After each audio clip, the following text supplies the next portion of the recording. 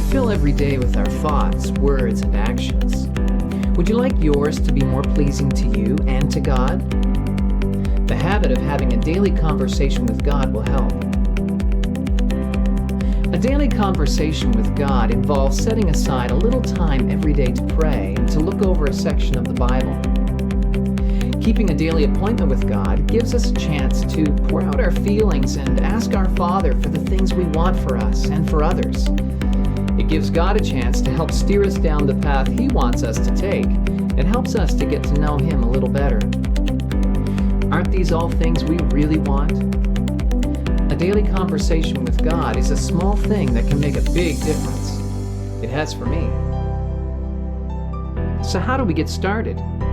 Pick a time when you're usually available and alert. I like mornings to help me set the tone for the day. Some might choose right after lunch or before bed. The key is to find a time you can regularly keep. Pick a quiet place where you won't be disturbed or distracted. Turn off your mobile phone. Pick a posture. Sitting works. Kneeling works. Lying down.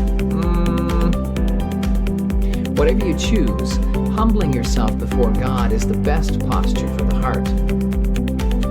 Once you're settled, here's a simple pattern of things you can try, but feel free to experiment. I start by briefly asking God to speak to me as I read and think. If there's been any wrongdoing we aren't trying to stop, this is the time to talk that over with God and straighten things out.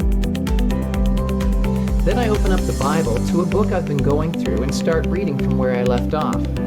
If you don't know where in the Bible to read, or how much, I'd suggest the book of Luke, one chapter or small section at a time. Read to understand what's going on and what's being said. You're probably not going to understand everything. I don't. And that's all right. Feel free to ask questions and look for answers. Think. Does this passage apply to your current situation somehow? Is there something going on in your life that God is trying to talk to you about? What does the passage tell you about who God is and who we are?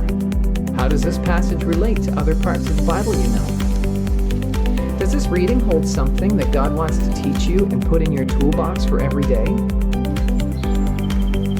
When I can, I like to go for walks to talk with God. Talking out loud helps me to stay more focused. What is there to talk to God about? Here's a pattern you could start with. Begin with thanking Him for things in your life and praising Him for what He's like and what He's done. Tell Him how you're doing, how you're feeling, and about things coming up in your day. Ask Him to help you through your situations and to help others in theirs. And share with Him whatever you want, how you enjoyed that movie, how you had a hard time at work yesterday, and so on.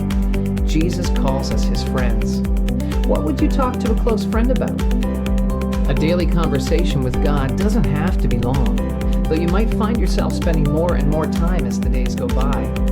Hey, and what's to stop you from keeping the conversation going here and there throughout the day?